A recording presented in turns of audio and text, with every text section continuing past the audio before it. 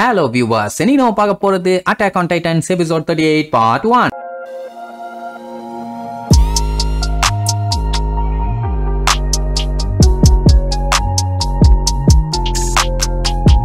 Open பண்ணா நம்ம எரனு அப்படியே யோசிச்சுக்கிட்டு இருக்கான். எப்பவுமே நம்ம அர்மின் பாத்தீங்கன்னா இவங்கிட்ட இந்த உலகத்துல ஓஷன் ஒண்ணு இருக்குது, தண்ணியா இருக்கும்னு சொல்லியிருப்பான். பட் எரனுக்கு பாத்தீங்கன்னா அதை தாண்டி போனா என்ன இருக்கும் அப்படின்னு தெரிஞ்சுக்கிறதான் ஆசை. இப்படியே அவன் இமேஜின் பண்ற மாதிரி காமிச்சிட்டு அப்படியே கட் பண்ணி காட்டுக்குள்ள இருக்க ஒரு வீட்டை ஒண்ணு காட்டுறாங்க. அந்த வீட்டை சர்வே காப்ஸோட மெம்பர்ஸ் எல்லாம் பாத்தீங்கன்னா கண்ட மேனிக்கு கிளீன் பண்ணிட்டு இருக்காங்க. இனி இங்கதான் இருக்க போறாங்க போல. கேப்டன் லெவி வர்றதுக்குள்ள சீக்கிரமா வேலையை முடிக்கணும்னு வேக வேகமா வேலையை பார்த்துக்கிட்டு இருப்பாங்க. அந்த டைம் ஃபுட் எல்லாத்தையுமே நம்ம ஜீனோ அர்மின் உள்ள கொண்டு வர ஷூவோட உள்ள வந்துருவாங்களா. எரன் புடிச்சு பச்சை பச்சையா திட்டுவான். ஏண்டா வீட்டுக்குள்ள வரும்போது ஷூஸ் எல்லாம் கிளீன் பண்ணிட்டு வர மாட்டீங்களான்னு, நாங்களே வெயிட்ட தூக்கிட்டு வரோம், நாங்க எப்படா கிளீன் பண்ணிட்டு வர்றது, என்னடா பேசுறேன்னு உடனே எரனுக்கு கடுப்பாயிரும். உடனே அவன் கத்த ஜீன் கத்தன்னு ரெண்டு பேரும் மாத்தி மாத்தி கத்திக்கிட்டு இருப்பானுங்க. அந்த டைம் ஷாஷாவும் கிறிஸ்டாவும் என்ட்ரி கொடுப்பாங்க. அவங்க பாத்தீங்கன்னா உட்டெல்லாம் கட் பண்ணி எடுத்துட்டு வருவாங்க. மொத்தத்துல ஆளாளுக்கு ஒவ்வொரு வேலையா பிரிச்சு பிரிச்சு பண்ணிட்டு இருக்காங்க. அர்மின் பதறுவான். ஏன்னா மிகாசாக்கு பாத்தீங்கன்னா டைட்டன்ஸ் கூட சண்டை போடும் போது பயங்கரமான காயம். சோ அவன் நியாயப்படி நேரத்துக்கு ரெஸ்ட் எடுக்கணும். ஏன் எரனே ரெஸ்ட் எடுத்து தொலைன்னு சொன்னா, ஆனா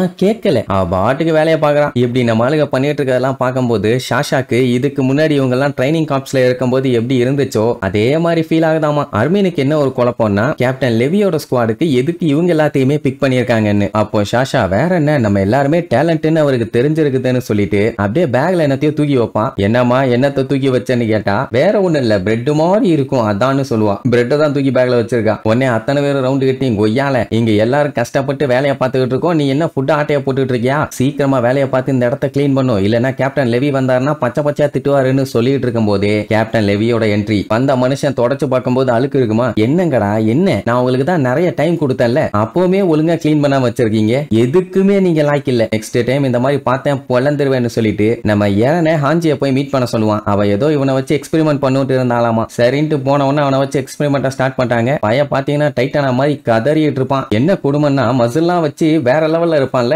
இப்ப பாத்தீங்கன்னா எலும்பும் தோலுமா கர்ண கொடூரமா இருப்பான். அவனால நிக்க கூட முடியாம பொத்துன்னு விழுந்தவன ஹாஞ்சி அங்க கத்திட்டு இருப்பா. ஏந்திரா ஏந்திரி, உன்னை நம்பிதான்டா இந்த மனித குலமே இருக்குது, நீ இப்படி கவுந்துட்டீன்னா எப்படிம்பா. ஆக்சுவலா பயலால ஒரு 10 மீட்டர் கூட ஹைட்டா வளர முடியல. அவனோட பாதி பாடிக்கு கீழே மொத்தமும் எலும்பு மட்டும் தான் இருக்குது. உன்னை இறனே ஏந்திரா ஏந்திரி, ஏதாச்சும் சிக்னல் மட்டுமாச்சு குடுறான்னு கேட்டா அவன் அசையவே இல்லை. சரின்ட்டு அடிச்சு புரண்டு போய் டைட்டனுக்குள்ள இருக்க இறனை அப்படியே பிரிச்சு வெளியெடுத்தா அவனோட பாடியுமே பாத்தீங்கன்னா கம்ப்ளீட்டா காஞ்சி போய் மூஞ்சில இருக்க சதை எல்லாமே பிச்சுக்கிட்டு போயிடும். சொல்ல போனா கண்ணே இல்ல. இப்படி இறனை பார்த்தவன மிகாசாக்கு அப்படியே அள்ளு விடுது. ஏன்னா இதுக்கு முன்னாடி இறனை இப்படி ஒரு நிலைமையில அவ பார்த்ததே இல்ல. அதுக்கப்புறம் கஷ்டப்பட்டு எப்படியோ பிரிச்சு வெளியே எடுத்துட்டாங்கன்னு வைங்களேன். பையன் 3வது டைம் டைட்டனா மாறானா, அதனாலதான் இந்த நிலைமை. அவன் மட்டும் அந்த டைட்டன்ஸோட ஹார்டனிங் எபிலிட்டியை மட்டும் கரெக்டா பண்ணிட்டான்னா அந்த வாலை சீல் பண்ணிடலாம். இந்த விஷயத்த முதல்ல சொன்னதே அர்மின் தானே, அதை மட்டும் இறன் பண்ணிட்டான். அதுக்கப்புறம் இவங்க செவுத்த கட்டுறதுக்காக மெட்டீரியல்ஸ் அது இதுன்னு எதையுமே ரெடி பண்ண தேவையே இல்லை, இறன் மட்டுமே போதும். என்ன இப்போதைக்கு அவன் நிலைமை ரொம்ப மோசமா இருக்கிறதுனால இதோட டெஸ்ட முடிச்சிட்டாங்க. அண்ட் யாரும் பார்க்காத மாதிரியும் பாத்துக்குவாங்க. சரின்ட்டு கிளம்பும் போது கிறிஸ்டியான் வருவாளா, நீ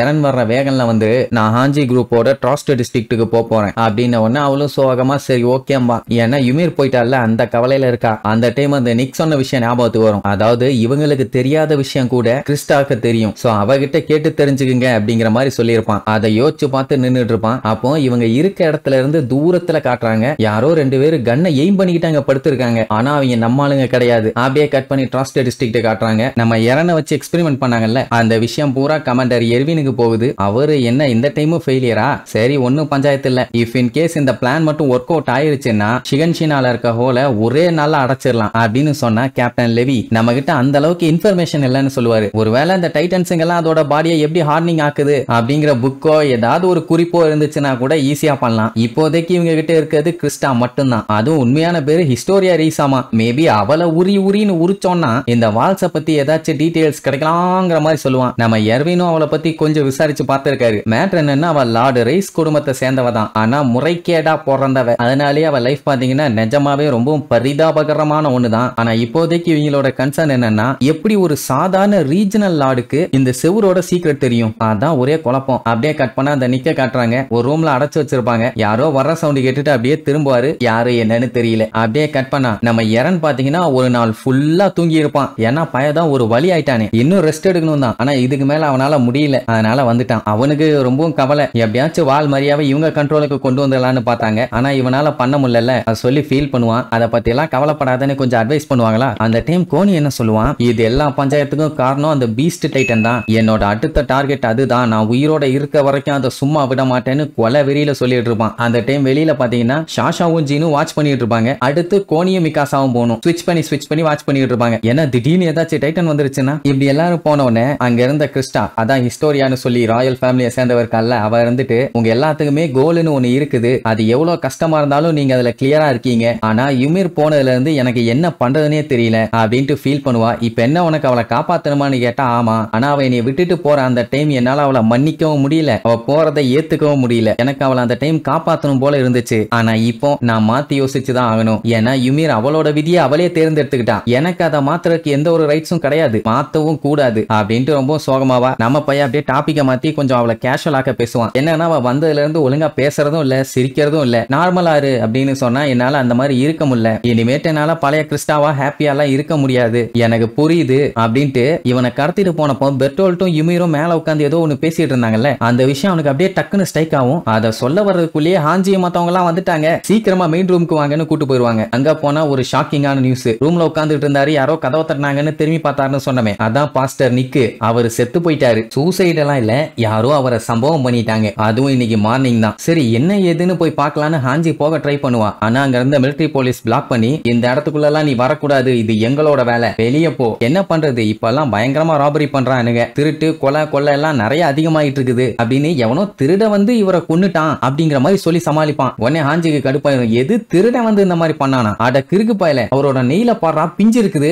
என்னடா இன்வெஸ்டிகேட் பண்றீங்கன்னு உடனே சட்டைய புடிச்சு எந்த யூனிட் மாணி ஓவரா சீன் போடுறியாமா. உடனே பெர்னர் கைய புடிச்சு, இவங்களா 4th ஸ்குவாடோட leader Hanji, executive officer mobility Bernarda, மரியாதையா பேசின உடனே உங்க ரேங்க்ஸும் சரி சர்வே காப்ஸும் சரி எங்களுக்கெல்லாம் குப்பை தான். நல்லா புரிஞ்சுக்கங்கம்மா, இந்த ஆளை ஒன்னும் டைட்டன் வந்து கொல்லல, இது திருட்டுக்காண்டி நடந்த ஒரு மர்டர் தான், சிம்பிளா நடந்து இருக்குது. தேவையில்லாத விஷயத்துல எல்லாம் மூக்க கொண்டு போய் விட்டு மூக்க டேமேஜ் பண்ணிக்காதீங்கன்னு நக்கலா பேசுவான். அப்பதான் ஹாஞ்சிக்கு இன்னும் டவுட் அதிகமாகும். என்னன்னா இவனுங்க ஒன்னும் சாதாரண ஆளுங்க இல்ல, ஃபர்ஸ்ட் இன்டீரியர் ஸ்குவாடும்பாங்க, அதாவது மிலிட்டரி போலீஸ்ல ரொம்ப முக்கியமான ஆளுங்க. இவனுங்க எதுக்கு முதல்ல இங்க வரணும் அப்படின்ட்டு அவனுகிட்டே கேட்டா, நாங்க ஒண்ணு உங்களை மாதிரி வேலை வெட்டி இல்லாமலாம் இருக்கிறவங்க இல்ல, மிலிட்டரி போலீஸுக்கெல்லாம் ஏகப்பட்ட வேலை இருக்குது, கிளம்புற வழியா பாரு அப்படின்னு ஒண்ணு. அவ்வளவு நேரம் கடுப்புல இருந்த ஹாஞ்சி அப்படியே பேச்ச மாத்துவா, நீங்க எவ்வளவு பெரிய ஆளுங்க, நாங்க தான் ஒண்ணுத்துக்கு ஆக மாட்டோம், உங்களை மாதிரி பெரிய பெரிய சோல்ஜர்ஸ் பார்க்கும்போது எங்களுக்கு ரொம்ப பெருமையா இருக்குது, உங்களுக்கு ஷேக்கன்ஸ் கொடுக்கலாமான்னு கைய பிடிச்சு. பாவம் நிக்கு தேவையில்லாம ராபரியில செத்து போயிட்டாரு. வாட்டபிட்டி ஆமா,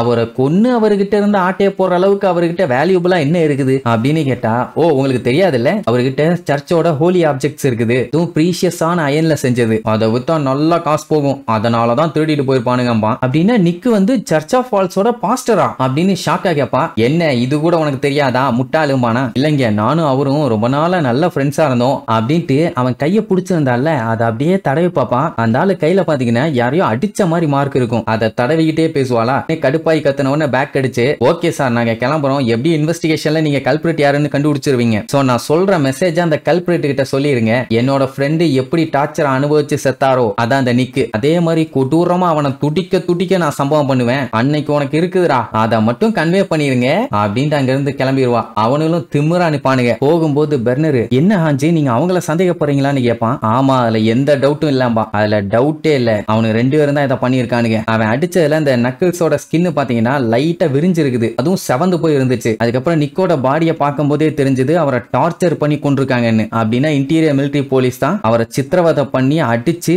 கொடூரமா கொண்டிருக்கானுங்கன்னு தெரியுது. அதனால தான் அவனுக்கு வார்னிங் கொடுத்துட்டு போயிருக்கான். சோ இப்போ மிலிட்டரி போலீஸுக்கும் சர்வே காப்ஸுக்குமான போர் ஸ்டார்ட் ஆயிருச்சு. இனி இதுக்கப்புறம் என்னென்னலாம் சம்பவங்கள் நடக்க போகுதுன்னு அடுத்தடுத்த எபிசோட்ல பார்க்கலாம். டாடா.